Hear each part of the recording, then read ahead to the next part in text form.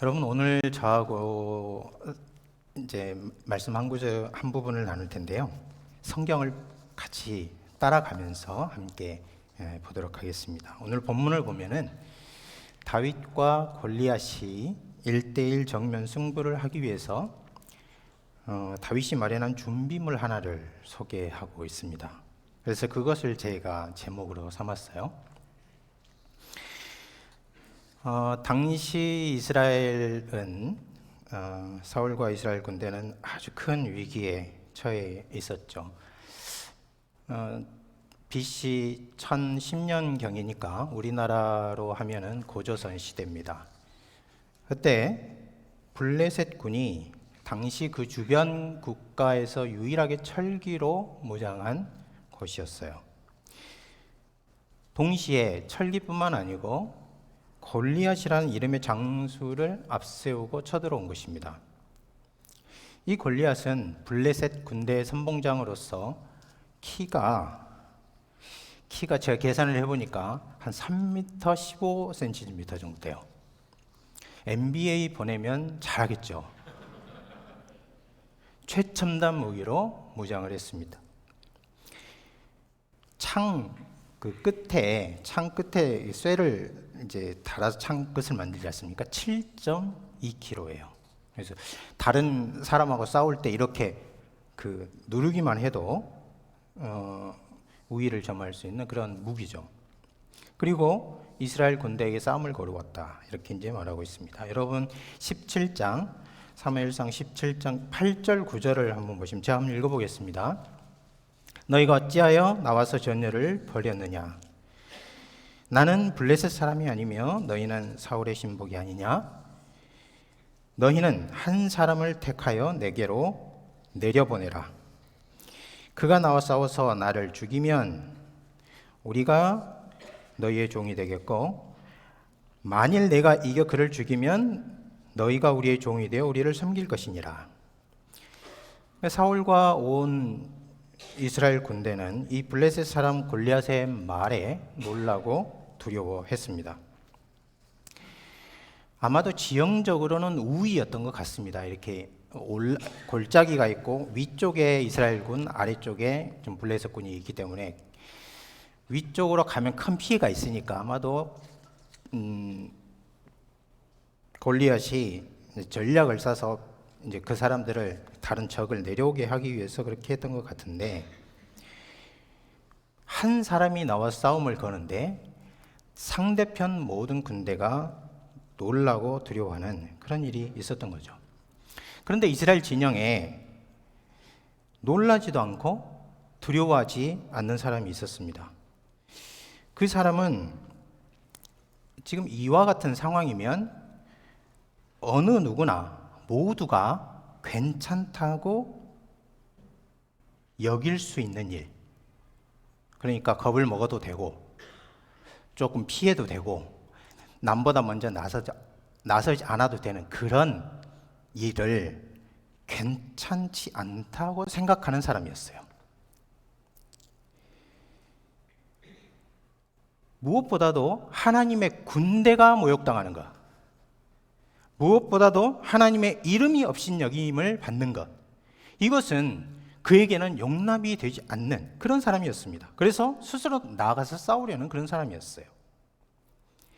이 사람의 나이는 소년 정도였다고 하고 직업은 양치기이고요. 출신은 그때나 지금이나 아주 작은 타운, 아주 작은 마을의 사람이었습니다. 이 양치기 소년이 사울에게 그 당시 왕에게 가서 32절 보니까 한 사람도 블레셋 사람 때문에 마음을 잃지 않게 하십시오.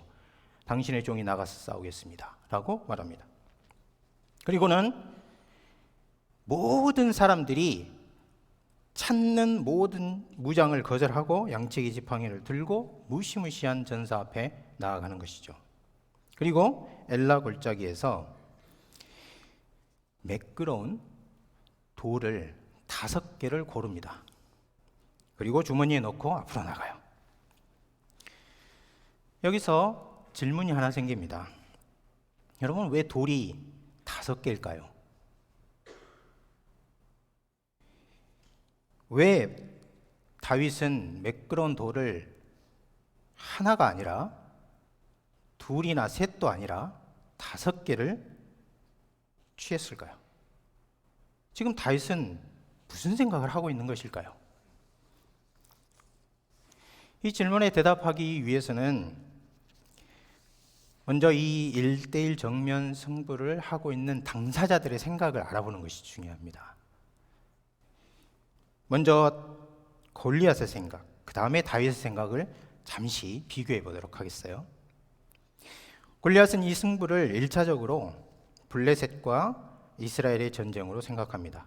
어찌 보면 당연하다고 할 수 있습니다. 그런데 이 말이요, 조금 우리가 생각해 볼 점이 있습니다. 8절 초반절을 보시면 너희가 어찌하여 나와서 전열을 벌였느냐? 나는 블레셋 사람이 아니며 너희는 사울의 신복이 아니냐? 이렇게 말했어요. 그러면 이 말씀을 보시면 사울의 신복 반대편에 누가 있습니까? 나는 블레셋 사람이 아니냐가 있습니다. 그러니까 골리앗이 양 진영을 설명할 때 한쪽은 사울의 신복, 한쪽은 나가 있다는 거예요. 여기 특이하지 않습니까? 사울의 신복이면 이쪽에는 블레셋 왕이 나와야 되는데 블레셋 왕이 없어요. 그리고 그 자리에 누가 있냐면 자신의 이름이 있어요. 자신이 있는 거죠. 이 말은 골리앗이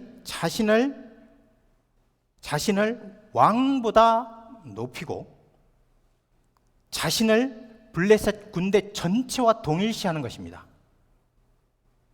거기까지는 이해할 수 있습니다. 왜냐하면 자기 키가 3m 15cm인데요. 아무도 자기를 업신 여길 수 없죠. 거기까지는 이해할 수 있습니다. 그런데 골리앗의 실수가 무엇입니까? 이스라엘 군대를요, 자신의 동료들과 같은 그런 유해 집단으로 생각하는 것입니다. 사울 신하 집단, 그렇게 보는 거예요. 그러니까 이렇게 되면 무엇을 분석하냐면 사울 휘하에 있는 전력을 분석하겠죠. 딱 보니까 저기에는 나를 이길 사람이 없구나, 이렇게 생각을 한 것입니다. 그래서 골리앗은 이스라엘이라는 나라, 이스라엘이라는 군대 배후에 누가 계신지 계산을 할 수가 없었던 거예요. 그래서 어떤 전략을 세웁니까? 나라와 군대를 대표하는 군인들의 1대1 승부를 제안한 거죠. 8절, 9절, 너희는 사울의 신복이 아니냐? 너희는 한 사람을 택해서 내게 내려보내라, 이렇게 말합니다. 그리고 골리앗은 이 승부를요, 약탈의 발판으로밖에 생각하지 않습니다. 9절 후반절에 보면 그가 나와서 싸워서 진 쪽이 이긴 쪽의 종이 되자, 이렇게 제안을 한 것이죠. 자, 골리앗의 생각입니다. 정리해 보면 골리앗은 이 싸움을 나라와 나라의 전쟁, 군인끼리 승부, 약탈의 근거와 발판으로밖에 생각하지 않는다는 거예요. 그러면 다윗은 어떨까요? 다윗은 이 전쟁을 어떻게 생각하고 다윗에게 중요한 게 지금 무엇일까요? 다윗의 생각을 46절에서 읽을 수 있습니다. 46절 초반절을 제가 한번 읽어보겠어요. 오늘 여호와께서 너를 내 손에 넘기시리니 내가 너를 쳐서 내 목을 베고 블레셋 군대의 시체를 오늘 공중의 새와 땅의 들짐승에게 주리라. 다윗도 마찬가지로 나라와 나라의 전쟁, 또 이스라엘과 블레셋 군대와의 싸움으로 보는 것은 맞습니다. 여기까지는 골리앗과 일치합니다. 그런데요, 싸움의 주체를 한번 보십시오. 누가 싸움을 하는 것인지. 46절 초반절, 오늘 여호와께서 이렇게 말씀하고 있어요. 자, 그러면 여호와께서 전쟁을 주관하시면 블레셋 군대는 무엇이 됩니까? 여호와의 적이 되는 거예요. 다윗은 이 전투를 처음부터 골리앗과 블레셋 군대 전체를 넘어서 하나님을 대적하는 적들, 하나님의 대적들과의 전쟁으로 인식하고 있다는 겁니다. 다윗이 한 말은 그러니까 너와 블레셋 군대에 속한 사람이라면 아무도 한 명의 장수도 한 사람의 군사도 살려보내지 않겠다. 왜냐하면 하나님의 대적이 내 앞에 있기 때문이다. 이렇게 생각하는 것입니다. 여러분, 이 결심보다 더 특이한 것이 있습니다. 그것은요, 다윗의 시야예요. 아주 큰 시야. 이 시야라는 이 승부 뒤에 천지를 지으신 하나님, 창조주이시고 이스라엘 군대의 주인이신 하나님이 배후에 있다는 생각입니다. 46절 초반절을 읽었는데요, 46절 후반절을 우리 같이 한번 읽어보도록 하겠습니다. 내가 너와 온 블레셋 군대의 시체를 다 공중의 새와 땅의 들짐승에게 주리니 온 땅으로 이스라엘의 하나님이 계신 줄 알게 하겠고 또 여호와의 구원이 칼과 창에 있지 아니함을 이 무리에게 알게 하리라. 전쟁은 여호와께 속한 것인즉 그가 너희를 우리 손에 넘기시리라. 이건 보이지 않는 현실이거든요. 그런데 천지의 주인이신 하나님이 할례도 받지 않는 이방인에게 모욕당하고 있다 하는 그 보이지 않는 현실 때문에 한 소년이 다른 사람은 다 괜찮다고 생각하는 이 상황에서 그거는 결코 괜찮지 않은 거야 하고 싸움에 나갈 결심을 했다는 거예요. 다윗의 생각이었습니다. 이 말이 끝나자마자 승부가 시작됩니다. 골리앗은 다윗에게로 일어나 점점 가까이 다가갔습니다. 이 동작을 본래 성경 말로 읽어보면 세 단어로 묘사하고 있거든요. 일어나다, 그리고 걸어갔다, 그리고 다가갔다, 이렇게 말하고 있습니다. 여러분, 이것이 무엇입니까? 다윗에게로 일어나 걸어서 점점점 다가간다. 이것은 군인의 행동이에요. 적을 경계하고 조심스럽게 움직이는 그런 모습입니다. 날 때부터 전사니까 군인의 행동이 나오는 게 당연하지 않느냐? 그럼 다윗의 행동은 어떤가 볼까요? 다윗은 어떻게 했습니까? 그 블레셋 사람을 향해서 48절에 보니까 달려갔다고 그럽니다. 달려갔다고. 이것은요, 용사의 행동입니다. 다윗에게는 마치 아무런 두려움이 없는 것처럼 보여요. 여러분, 이 두 사람의 행동은 모든 사람들이 기대하는 것과는 상당히 다르다는 것을 알 수 있습니다. 여러분이 BC 1010년경 그 자리에 다른 군인들과 함께 이 전투를 보고 있다고 생각해 보십시오. 그러면 여러분이 다윗과 골리앗이 1대1 승부를 할 때 누가 다윗과 골리앗이 어떻게 행동하리라고 기대했겠어요? 다윗이 조심스럽게 다가가고 골리앗은 두려울 것이 없기 때문에 성큼성큼 또는 빨리 달려서 어떻게 해서든 적을 빨리 무찌를 것이다, 이렇게 기대하지 않겠습니까? 그런데 정반대예요. 그러면 제가 질문해 보겠습니다. 여러분, 대답을 크게 하지 마시고요, 마음속으로 한번 대답해 보세요. 여러분, 지금 싸움을 누가 걸고 있습니까? 이 승부를 누가 주도하고 있습니까? 다윗은요, 빨리 달려가면서 그러면서 돌 하나를 주머니에서 꺼냅니다. 이런 주머니였는지 아니면 다른 따로 주머니가 있었는지 알 수 없지만 주머니에서 꺼내서 골리앗의 이마를 쳤습니다. 그런데 그 돌이 어떻게 됐다고 그럽니까? 이마에 박혔다고 그래요. 이마에 박혔다고. 여러분, 이것은 분명히 보통 일은 아닙니다. 여러분, 로마 영화 같은 데 보시면은 그 군인들이 이렇게 투구를 쓰는 모습이 있죠. 투구를 쓰는데요, 여기 우리 어린이 그림 성경처럼 골리앗이 투구를 썼는데 여기 이마만 이렇게 비워놓은 그 그림 있잖아요. 그것은 거의 99% 이게 현실하고 안 맞습니다. 이마를 가리죠. 그런 다음에 코까지 내려오는 그런 투구를 쓰죠. 애석하게도 실제로 BC 1100년에 그 이전에 그 철기에서 투구에 관한 고고학적인 발견이 아직까지 없어요. 보고된 것이 없기 때문에 어떻게 생겼는지 알 수 없지만 만일 그들이 조금이라도 지혜가 있다면 이 코까지 가리죠. 동으로 말든 노수로 만들든 투구를 가릴 겁니다. 이마를 파고 들어갔다는 것은 어떻게 됐다는 겁니까? 돌을 던졌는데 투구를 뚫고 이마 뼈를 부수고 그리고 구석으로 들어갔다는 거예요. 보통 일이 아니에요. 혹시 골리앗이 움직이다가 이 투구가 조금 비틀어져가지고 그 빈틈이 생긴 틈을 튼데 그럴 가능성 거의 없고요.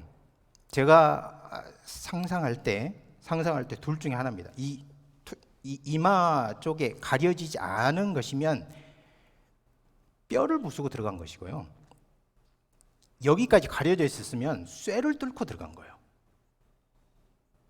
여러분, 보통 돌이나 돌을요, 나무나 사람에게 던지면 어떻게 됩니까? 보통 사람이 던지면은 한 번도 안 해보셨어요? 여기 가서 하시면 안 됩니다. 큰일 나요. 하시려면 그랜드 레피드에 오세요. 거기 숲이 많아가지고 그러니까 던지면 보통 거기에 박히는 게 아니고요, 튕겨 나가죠. 뭐 류현진이 던지든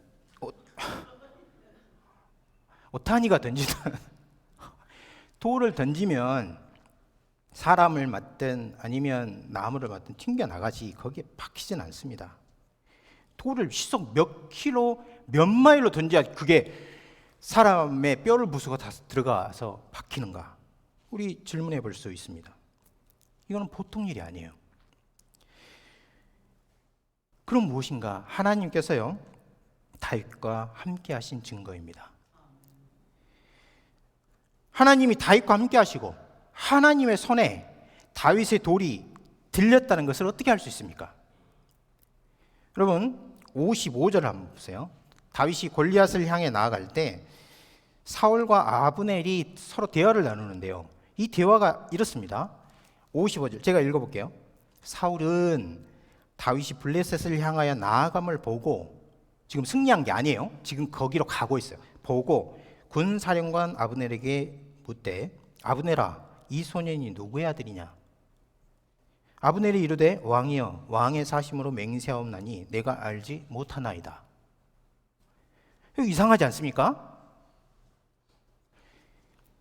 누가 다윗에게 칼과 군복을 주었습니까? 이건 큰 소리로 대답하셔도 돼요. 누가 다윗에게 큰 칼을 주고 군복을 입혀서 골리앗에게 보냈어요? 사울과 아브넬이 보냈잖아요. 그런데 둘이 대화를 하는데 모르겠는데요, 이렇게 말하는 거예요. 사울은요, 악령이 자신을 번뇌케 할 때 이새에게 사람을 보내가지고 이미 다윗을 자기 신하로 삼은 적이 있습니다. 그것이 어디에 나와요? 사무엘상 16장 14절 23절의 내용이에요. 그런데 여기서는요, 마치 처음 보는 사람처럼 이야기한다는 거죠. 이것이 너무나 이상하기 때문에 주석가들 중에 사무엘상 17장이 다윗의 영웅기로 따로 있다가 사무엘상이 집필이 될 때 그 속에 살짝 들어간 거다, 그래서 조금 소위 말하는 그 매끄럽지 않은 부분이 있는 것이다, 이렇게 주장하기도 합니다. 여러분, 모든 자료서들이 그렇지만 이것은 본문을 너무나 기계적으로 읽고 본문을 너무나 많이 오해한 거예요. 다윗은 지금 평소 수금 타는 사람입니까? 아니면 전혀 다른 사람으로 보인 것입니까? 전혀 다른 사람으로 보인 거예요. 보통 사울 앞에서 수금을 타거나 아니면 이새의 집에 7번째 아들로 보통 살아가는 그런 일상의 모습이 아닌 겁니다. 그러면 왜 다르게 보였을까요? 그것은 답은 분명합니다. 하나님이 다윗과 함께 가시고 다윗과 함께 지금 골리앗 앞으로 나아가고 있는 거예요. 언제부터 함께 했습니까? 방금 읽은 것처럼 다윗이 블레셋 사람에게 나아갈 때 그렇게 했다고 그래요.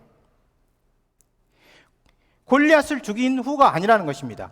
본래 승부가 있고 나면 승리한 쪽에요, 그 승리의 환희 때문에 뒤에 후광이 비치고 후광이 있는 것처럼 그렇게 사람들이 상상할 수도 있는데 그게 아니고 전투하러 나가는 그 순간에 다윗이 저 사람이 누구지? 우리가 저 사람 아는 게 맞아? 라고 말할 수밖에 없는 아주 다른 모습으로 보였다는 겁니다. 엘라 골짜기에서 5개 돌을 골라서 골리앗을 향해 나갈 때 이미 다르게 보였습니다. 따라서 골리앗 이마에 박힌 돌은 다윗이 던졌지만 하나님의 손에서 나간 돌이에요. 하나님의 능력이 실린 돌이에요. 그럼 여기서 한번 중간 적용을 해보겠습니다. 나중에 크게 적용을 할 거예요. 여러분,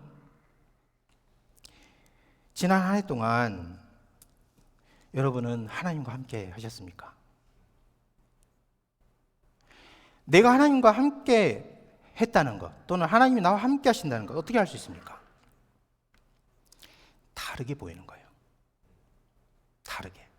내 얼굴이, 내 말이, 내 영혼이 다르게 보이면 왜 다르게 보이는가? 여러분, 우리 주 예수 그리스도 십자가와 부활의 그 기쁨과 감격, 그것이 내 마음에 가득 차고 내 영혼에 충만하면요, 어떻습니까? 얼굴이 달라 보입니다. 남을 용서하기가 쉬워요. 친절을 베풀기가 쉽습니다. 혹 내 모습이 하나님이 나와 함께 하시는 그런 기쁨과 평안과 생명이 넘쳐나지 않는다. 그러면요, 다시 돌아가셔야 돼요. 어디로요? 십자가로 돌아가셔야 됩니다. 그래서 하나님이 정말 나와 함께 하시는 거예요. 마음 깊은 곳에 충만히 머물 때까지 기도하셔야 돼요. 달리 보입니다. 지나온 시간, 그리고 지난 한 해에 하나님이 여러분과 함께 하시기를 바랍니다. 그러나 앞으로 올 한 해, 또 남은 여생, 여러분과 하나님이 함께 하셔서 하나님의 능력이 여러분의 삶에 실려서 복음이 전해지고 하나님 나라가 다윗이 골리앗을 싸우러 갈 때처럼 그렇게 함께 하기를 간절히 바랍니다. 다윗은 물맷돌 하나로 골리앗을 죽였어요. 여기서 분명한 점은 다윗에게는 골리앗을 잡기 위해서 돌을 2개 쓸 생각이 전혀 없다는 것입니다. 여러분, 전쟁을 아무리 모르는 아이더라도 1대1 정면 승부, 지금 이와 같은 적을 앞에 두고 내가 한번 실수하면 어떡하지? 실수하면 또 꺼내가 던져야지. 안 됩니다. 아무리 아이라도 이것은 알아요. 다시는 기회가 없습니다. 그러면 다시 우리가 질문이 있어요. 왜 굳이 돌을 1개밖에 쓸 게 아닌데 5개나 잘 골라서 주머니에 담았을까? 그런 생각을 할 수 있죠. 이제요, 우리가 성경을 좀 더 면밀히 살펴보도록 하겠습니다. 여기 오른쪽에 계신 분들은 역대상 20장 4절부터 8절, 여기 왼쪽에 계신 분들은 사무엘하 21장 15절에서 23절 한번 찾아주세요. 그리고 이 왼쪽에 계신 분들이 오늘 오른쪽, 그리고 우리 공동체를 위해서 한번 섬겨주시기 바랍니다. 사무엘하 21장 15절에서 22절입니다. 오른쪽에 계신 분들은 지금 잘 읽고 있는지 한번 확인해 주세요. 잘 읽고 있는지. 사무엘사이 그게 아닌데 이렇게 하지 마시고요. 사무엘하 21장 15절부터 22절인데요. 천천히 우리 한번 같이 읽어보도록 하겠습니다. 지금 과의 1대1 승부 후기가 여기에 두 본문에 기록이 되어 있습니다. 한번 같이 읽어보겠어요. 블레셋 사람이 왼쪽에 계신 분들 함께 같이 읽어요. 시작.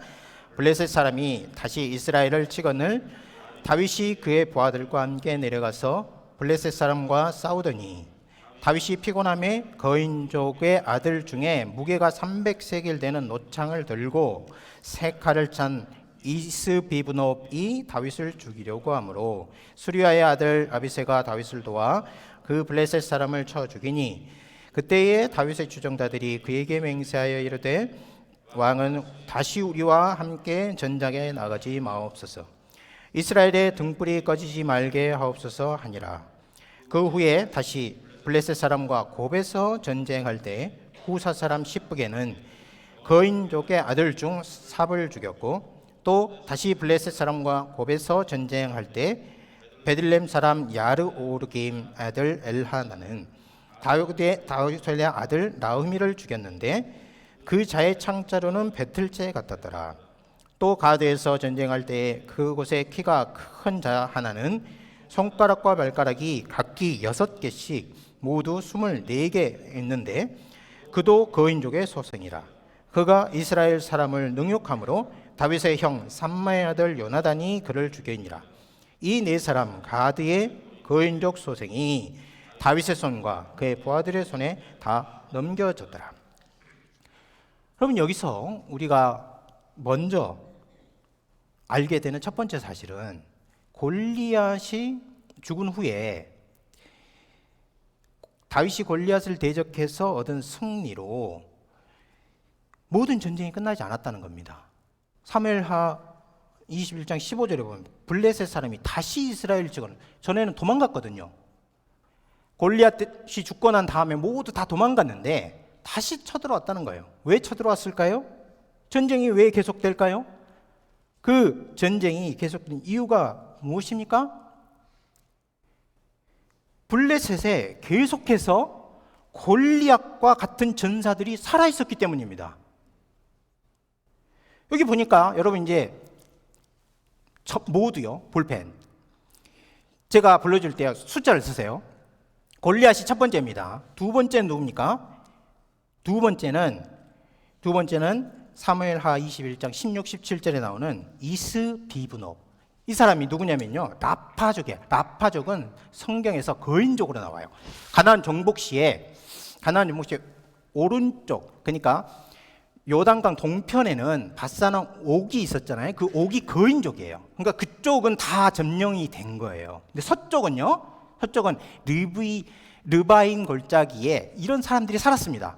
그리고 이들이 살아남아서 어디로 들어간 거예요? 블레셋으로 들어간 거예요. 그 사람 첫 번째가 누구냐? 이스비브놉. 두 번째요. 이게 2번이에요. 2번. 1이 골리앗, 2가 이스비브놉. 세 번째는요. 10배입니다. 역대상 20장 4절 또는 사무엘하 20장 18절에 나옵니다. 삽이라고도 해요. 네 번째는 사무엘하 21장 29절에 나흐미. 역대상 20장 5절에 있는데요. 이 사람은 가드 사람 골리앗의 누구라고요? 동생입니다. 동생. 마지막으로 21절, 22절 역대상 20장 6절에 보면 이 사람은 이름은 없는데 키 큰 사람 또는 다른 번역본은 라파족 이렇게 이제 번역을 했는데요. 육손육발이라고 합니다. 육손육발. 여러분, 그러니까 골리앗급의 전사가 몇 명입니까? 5명이어야 돼요. 5명. 5명이 다윗이 엘라 골짜기로 내려갈 때 있었던 거예요. 다윗이 엘라 시내를 건널 때 블레셋 진영에 골리앗이 제1선, 2선에 4명이 딱 버티고 있었던 겁니다. 그래서 다윗이 어떤 생각을 한 거예요? 이야, 5이네. 남들은 두려울 텐데요. 한꺼번에 다 잡아야 되겠다. 그런 생각을 한 거죠. 지금 이 소년의 지나지 않는 양치기가 적 진영을 보고 무슨 생각을 하는 것입니까? 골리앗이 자기 힘 믿고 자기 동생 뒤에 있고, 그리고 자기 동생과 자기만큼 힘이 센 거인들, 장수들이 있는 것을 의지하면서 감히 여호와의 군대를 모욕하고 감히 천지를 지으신 이스라엘의 하나님을 능욕하는 것, 이거는 참을 수 없다는 거예요. 그리고요, 분을 느낀 거예요. 내가 저놈들을 다 잡아야겠다. 키가 3m, 무장을 했으면 어떤가? 호흡이 끊어지면 흙으로 돌아가고, 저들이 의지하는 것은 칼과 방패뿐인데 내가 저놈들을 다 죽여서 살아 계시고 여기 계시며 구원이 칼과 창과 방패에 있지 않다는 것을 오늘 하나님의 백성, 하나님의 군대, 하나님의 나라에 알려야 하겠다, 그렇게 생각한 거예요. 여러분, 이것은 다윗이 던진 물맷돌의 속도보다 훨씬 놀라운 겁니다. 다윗은 비록 나이는 어리지만은 영적으로는 우리가 상상하기 힘들 만큼의 어떤 큰 시야를 갖고 있고 어떤 의식을 가지고 있어요. 벌써 이스라엘의 지도자로 역사에 등극하는 거예요. 이렇게 해서 다윗과 골리앗의 정면 승부는 다윗의 승리로 끝났습니다. 그 후 전쟁은 다윗이 예상했던 것하고는 상당히 다르게 전개가 됩니다. 다윗은 아마도 골리앗을 쓰러뜨리면은 그 이선 장수들이 이렇게 다시 밀고 올 거라고 생각했던 모양이에요. 그래서 4개가 더 있던 거예요. 오면은 이제 하나씩 잡으려고 그렇게 했는데, 블레셋 같은 경우는 자기들의 최고 장수가 죽으니까 후퇴합니다. 그리고 이선에 있는 전사들을 죽이는 일은 다윗이 아니라 다윗의 사람에게로 다 넘어가요. 여기서 다시 중간 짧은 적용을 한번 해보겠습니다. 여러분, 다윗은 비록 내가 엘라 골짜기를 내려갈 때요, 딱 보고 아무도 도와주지 않지만 나 혼자라도 하나님의 이름을 높여야지, 하나님을 위해 싸워야지, 하나님 나라를 세워야지, 그런 생각을 했을 거예요. 그런데요, 하나님은 한 사람에게 승리를 몰아주지 않습니다. 단 한 명의 활동으로, 만일 단 한 명의 활동으로 하나님의 나라 다 이루어졌으면 모세나 아브라함으로 충분해요. 근데 그 이후에 수많은 사람들이 다 자기 역할을 가지고, 다 자기 재능을 가지고 하나님 나라에 들어와서 일을 합니다. 어떤 사람은 전쟁으로, 어떤 사람은 행정으로, 어떤 사람은 선지자 일로, 다 그게 하나님 나라예요. 단 한 번의 승리로 모든 것이 다 이루어지는가? 그러면 출애굽 때 홍해를 건널 때 이미 하나님 나라가 완성이 됐어요. 근데 그렇게 안 합니다. 여러분, 지난 한 해 여러분은 하나님 나라를 위해서 여러분 받은 재능으로 힘껏 섬기셨을 거예요. 지난 한 해 여러분 각자에게 맡겨주신 일이 무엇입니까? 그것으로 정말 충성되게 하나님 나라를 섬기셨습니까? 만일 내 마음에 이 물음에 조금이라도 좀 더 할 걸, 이런 후회가 남으신다면 다음 한 해 어떻게 하시겠어요? 여러분, 단 한 명의 활동으로 하나님 나라가 세워지지 않고 단 한 번의 승리로 교회가 세워지지 않습니다. 여러분의 참여를 통해서 하나님이 이루시고자 하는 거예요. 히브리서에 이렇게 말해요. 구약에 있는 그 많은 믿음의 선지자들 다 약속을 받았는데 약속의 본체를 못 받았다. 그 이유는 무엇인가? 우리가 아니면 저들이 완성을 못하게 하기 위해서 그렇게 말했어요. 그러니까 신구약 모든 성도들이 함께 나라를 이룬 것입니다. 이런 계획을 가지고 하나님이 우리를 작은 재능, 작은 임무, 작은 헌신을 통해서 그 나라에 참여하게 하셨어요. 참여했을 때요, 예수님이 뭐라고 말합니까? 선지자 이사야, 모세 얼마나 대단합니까? 사도 바울 따라갈 수가 없죠. 그런데요, 선지자 이름으로 냉수한 내 작은 재능 하나를 들여서 헌신하면 선지자의 보상을 받으라 그랬어요. 무슨 말입니까? 내가 얼마만큼 귀하냐 아무 상관이 없다는 거예요. 하나님 나라에 참여하면 전체를 다 받아요. 그것이 하나님 나라 원리입니다. 지금까지 우리는 어린 소년에 지나지 않는 양치기가 신체적, 정신적으로 본래부터 전사로 태어난 장수와 했던 1대1 승부를 살펴봤습니다. 이 전쟁에서 하나님께서 기름을 부으셔 세우신 진정한 왕이 얼마나 높은 의식을 갖고 있는지 엿볼 수 있었어요. 골리앗의 도전을 살아계신 하나님과 하나님의 군대에 대한 도전으로, 모욕으로 인식하고 이 일에 의로운 분노를 일으키고 역사와 전쟁의 주관자가 하나님뿐이시며 우주의 주인이 하나님이시라는 것을 드러내고자 하는 열망과 비전을 가진 그런 사람을 보았습니다. 이것은 어린 소년의 생각이 아닌 성령께서 구약 메시아 안에 일으킨 메시아 의식이에요. 그런데 다윗이 골리앗 앞에서 가진 것과 같은 조건, 어린 소년의 양치기에, 목수에, 아무런 무기가 없는 처지, 다윗과 정확하게 같은 조건에 싸우려 하는 사람이 있어요. 아니, 그보다 더 무력한 상황에서 골리앗보다 더 키가 크고 골리앗과 제2선 장수들을 다 합한 것보다 강한 적, 모든 인류와 온 우주를 지배하는 적과 싸우려는 사람이 있습니다. 그럼 그 사람은 누굽니까? 그 사람은 우리 주 예수 그리스도입니다. 여러분, 성경 한 구절 찾아보겠어요?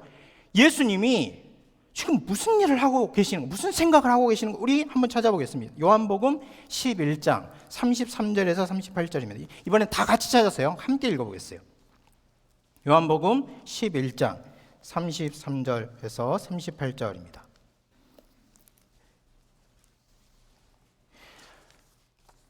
자, 예수께서 시작. 예수께서 그가 우는 것과 또 함께 온 유대인이 우는 것을 보시고 심령에 비통히 여기시고 불쌍히 여기사 이르시되 그를 어디에 두었느냐? 이르되 주여 와서 보옵소서 하니 예수께서 눈물을 흘리시더라. 이에 유대인들이 말하되 보라 그를 얼마나 사랑하셨는가 하며 또 어떤 이는 말하되 맹인의 눈을 뜨게 한 이 사람이 그 사람을 죽게 하지. 이에 예수께서 다시 속으로 비통히 여기시며 무덤에 가시니라. 아멘. 여기 보면은요, 나사로가 죽었습니다. 4일이 지났어요. 어린 그의 누이들 마르다와 마리아를 위로하기 위해서 예루살렘에서 유대인들이 와서 이렇게 함께 울어줬습니다. 예수님도 함께 우셨죠. 그런데 여기 예수님의 모습을 보면은 자신의 친구요 사랑하는 나사로의 죽음에 애도하는 것으로 그치지 않고 본문에 보면 어떻게 했다고 그럽니까? 38절에 보면은 비통히 여기셨다고 그랬어요. 여러분, 심령의 비통히 여기다, 심령의 통분이 여기다 하는 말은 우리말에 너 심하게 슬퍼하셨다 그런 말이 아니고요. 말이요 막 달리고 나면 코에서 막 이렇게 김이 나오잖아요. 그런 것처럼 콧김을 내뱉는 것 같은, 말이 진정이 안 돼가지고 격렬한 어떤 감정을 갖는 그런 상태를 표현할 때 쓰는 말이에요.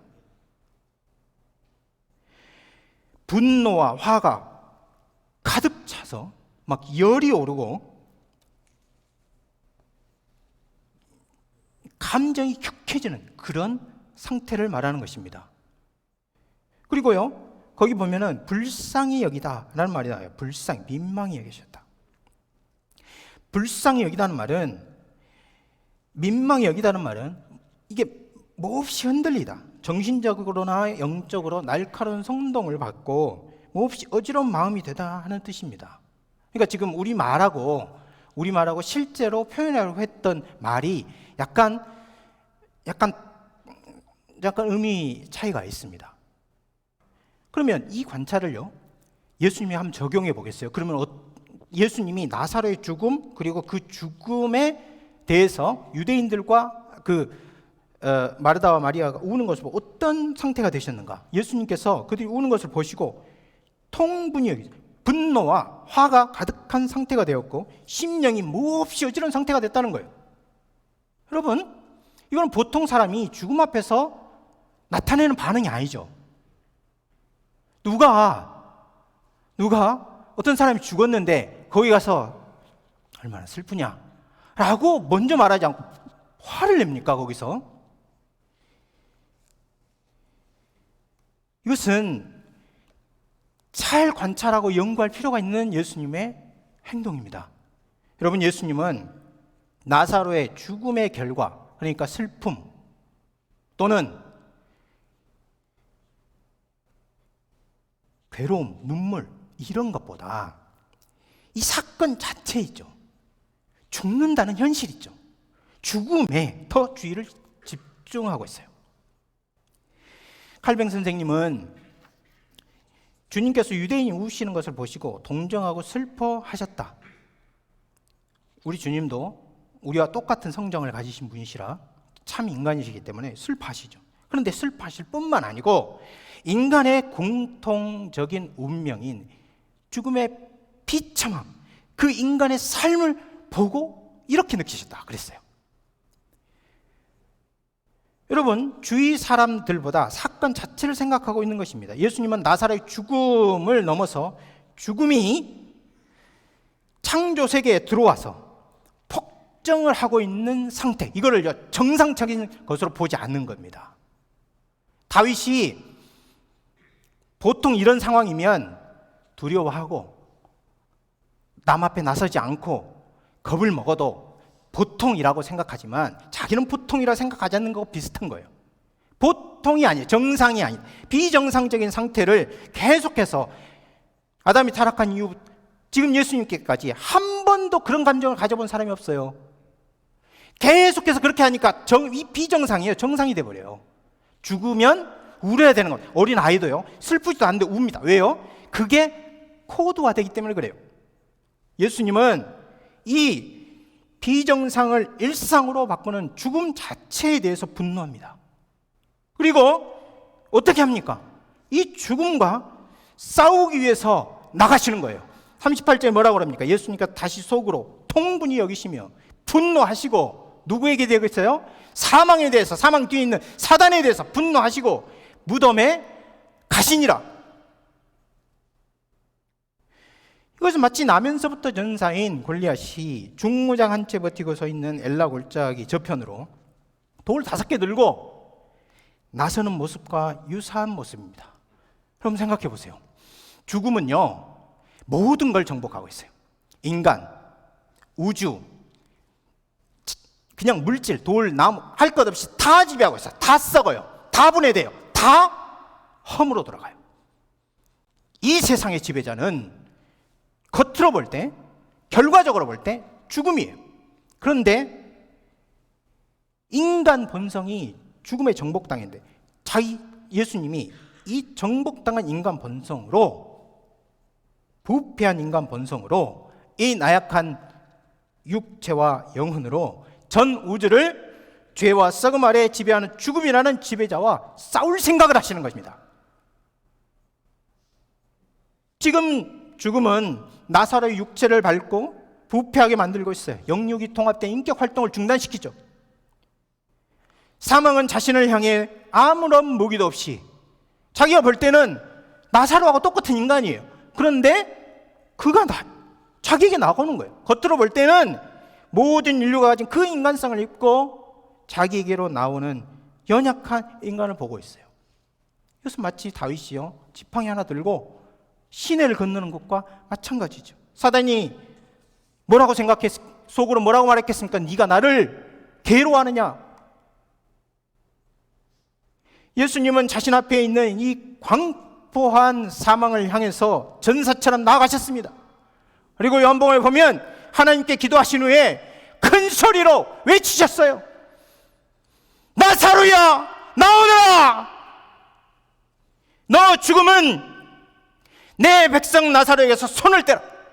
내 시대는 끝났고 내가 내 백성에 굴림하는 옛 시대는 지나갔으니 너는 그에게서 물러나라. 내가 오늘 너 죽음을 죽여서 부활과 생명의 새 시대를 열리라. 예수님이 이렇게 선포하신 이 선포는요, 연약한 인간 본성에 실은 창조주의 명령이었어요. 마치 다윗이 돌을 던질 때 하나님의 손에 들린 돌처럼 창조주의 명령을 인간 본성에 실어, 인간 목소리에 실어서 보낸 거 아니에요? 이 명령은 여러분 잘 생각해 보십시오. 하나님이 명령을 하시면 사단이 다 알아듣습니다.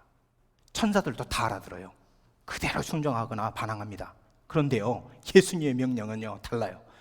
이게 어디서 올지, 그 파괴력이 얼마나 되는지 사단과 죽음이 아무리 지혜를 짜내봐도 예측을 할 수가 없는 것입니다. 예측을. 왜냐하면 인간 목소리거든요. 마치 다윗의 물매에서 어느 시점에 어느 방향에서 올지 모르는 돌처럼, 또한 이 돌이 미사일도 아니고 사람의 뼈를 부수고 그 속으로 파고 들어갈 만큼 신적인 힘이 실주, 사단이 골리앗이 한 번도 생각해 보지 못한 것처럼 사망이요 예측을 못하는 것과 같습니다. 사망이 자신이 지배하고 있는 인간 본성을 하나님이 취해서 인간이 인격이 되고, 그 인격이 창조주의 뜻을 인간 목소리로 말을 어떻게 알았겠습니까? 사망은요, 이 목소리의 주파수를 감지할 수조차 없습니다. 이거는요, 사망이나 사단이 인식할 수 있는 데시벨 영역 밖에 있어요. C.S. 루이스는 역겹다고 그랬어요. 역겹다고. 우리 원수가, 하나님을 가리켜요. 원수가 하는 일을 보면 역겹다 그래요.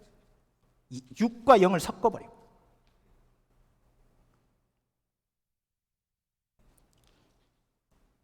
마귀들이 볼 때는 그렇겠죠. 하나님은요, 자기의 온 지혜를 동원한 거예요. 이 신인의 명령으로 예수님은 자신의 창조 세계에 들어와서 그의 아름답고 영광스러운 작품들, 얼마나 많습니까? 천사, 그리고 인격적인 존재인 인간, 특별히 피조물의 영광인 인간을 사망의 공포와 부패로 지배하는 그 죽음, 그 사망에게 분노하셨어요. 그리고 단 한 번으로 사망과 사단을 정복하셨습니다. 사단의 지혜가 총 직결된 사건이 무엇입니까? 예수님을 십자가에 죽으신 사건입니다.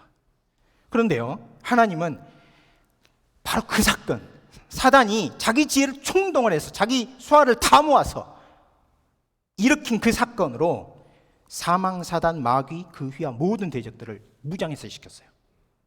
골로새서 2장 14절, 15절 제가 읽어보겠습니다. 우리를 거스르고 불리하게 하는 법조문으로 쓴 증서를 지우시고 제하여 버리사 십자가로 못 박으시고 통치자들과 권세들을 무력화하여 드러내어 구경거리로 삼으시고 무장 해제를 했단 말이에요. 십자가로 그들을 어떻게 했다? 이기셨느니라. 여러분, 구약의 메시아는 돌 5개를 준비했습니다. 신약의 메시아는요, 그 예표의 실체이신 우리 주님은 오직 하나의 돌로, 사람이 떼지 않은 돌, 그 돌로 완성하실 싸움을 하셨고, 그 전쟁이 바로 십자가입니다.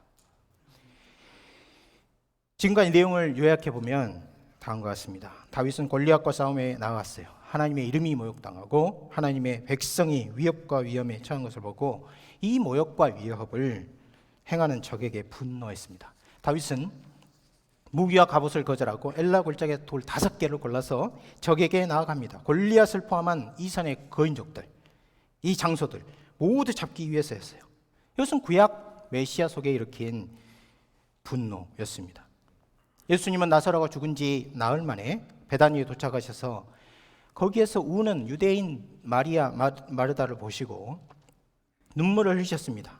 동시에 비통히 여기셨어요. 통분히 여기셨어요. 죽음이 지배하고 있는 인간 사회, 죽음이 지배하고 있는 이 우주, 이 상태가 자신이 볼 땐 정상이 아닌 거예요. 여러분, 우리 삶을 볼 때 하나님이 우리를 얼마나 사랑하시는데 지금 이 상태로 두기를 원하시겠습니까? 나사로가 죽었다는 사실보다 사망이 나사로를 비롯한 자기 백성을 지배하고 있다는 현실에 분노하셨어요.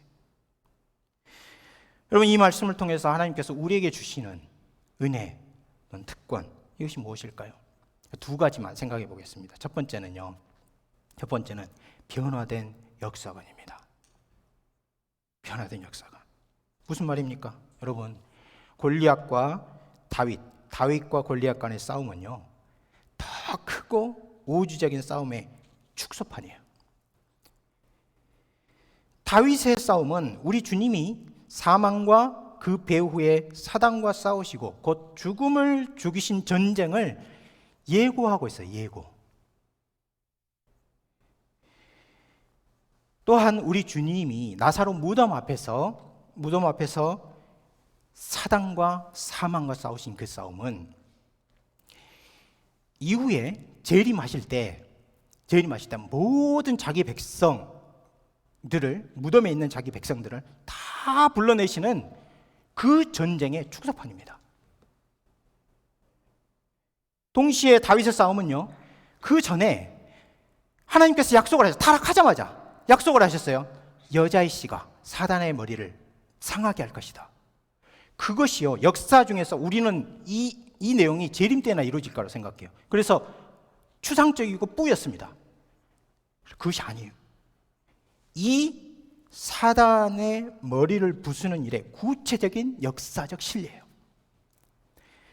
이것이 예수님의 공생에 일어났고요, 십자가에서 이루어졌어요. 남은 게 무엇입니까? 예수님 재림하실 때 싸우실 사단과 악과의 전쟁입니다. 이 두 사건, 역사적 구체적 사건을 들여다보자마자 우리 눈에 거대한 구속 역사가 앞에 펼쳐지죠. 하나님이 창조 때부터 시작해서 인간이 타락한 순간부터 종말 때까지 어떻게 역사를 이루어 가시고 지금 창조 세계에 들어온 죽음, 질병, 모든 영적, 육적 질병과 고통과 우울증과 모든 죽음의 현상들을 어떻게 다스려 가시는가, 어떻게 통제하시는가, 그걸 보여줍니다. 우리 모든 신자에게 마치요, 하나님이 종말론적 지도를 딱 펼쳐서 다 손에 들려주고 이 땅을 살아갈 때 이 지도를 보고 살아라 라고 말씀하신 것과 같은 거예요. 여러분은 지금 어디에 있습니까?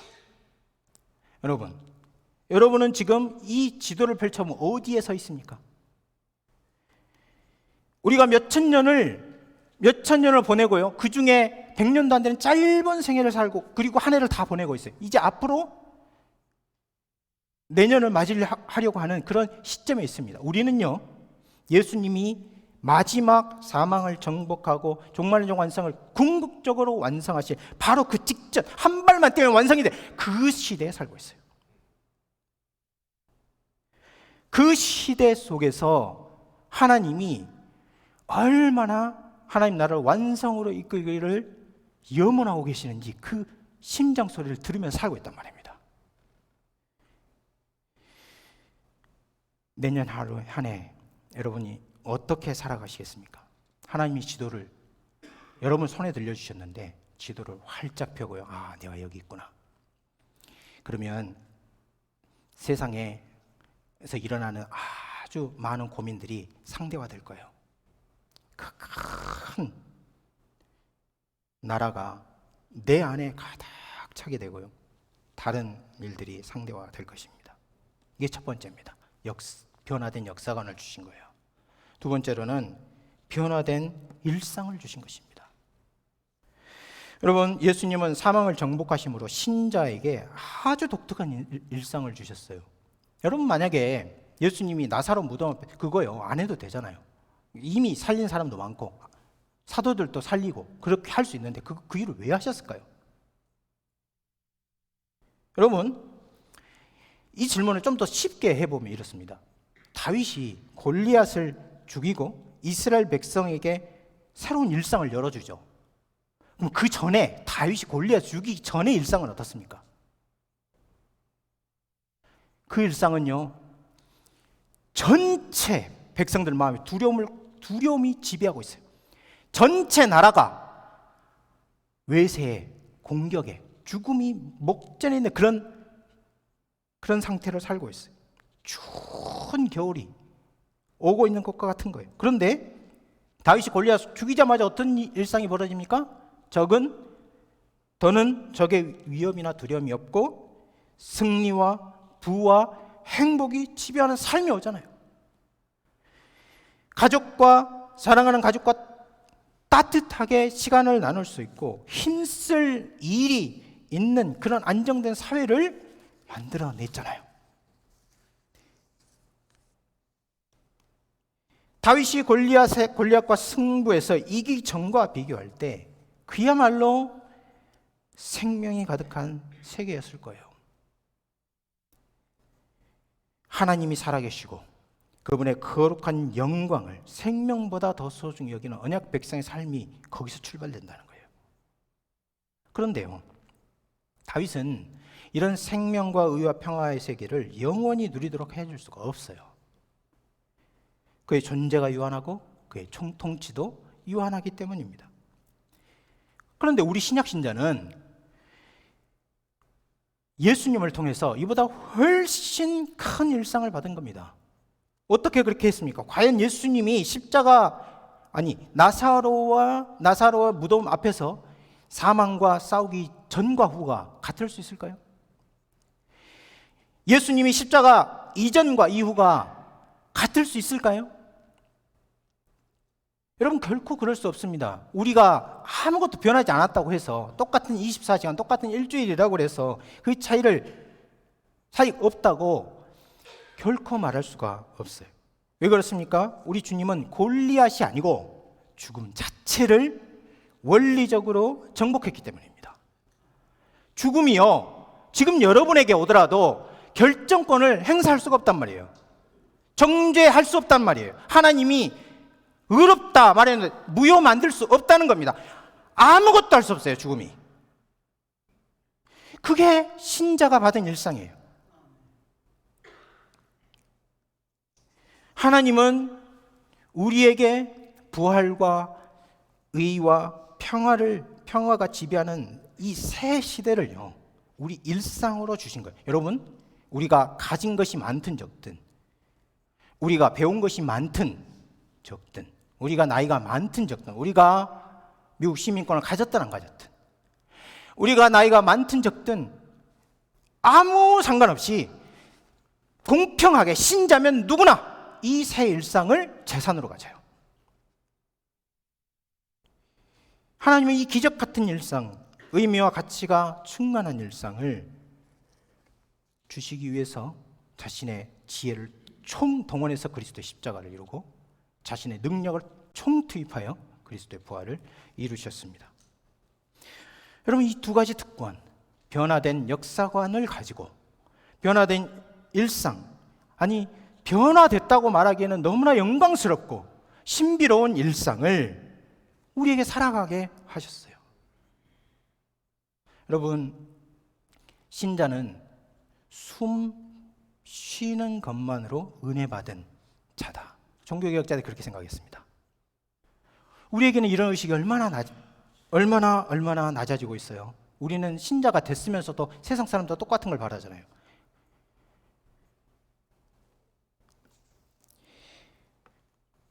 여러분, 이번 한 해 하나님께서 주신 큰 축복을 남은 기간 동안 깊이 생각하고 하나님께 감사하는 그런 시간이 되시길 바랍니다.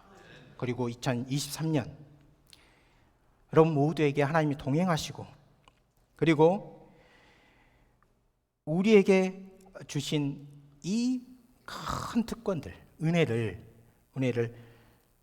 하나님께서 더욱더 깨닫게 하셔서 2023년은 정말 꽉 채워진 그런 한 해가 되기를 간절히 바랍니다.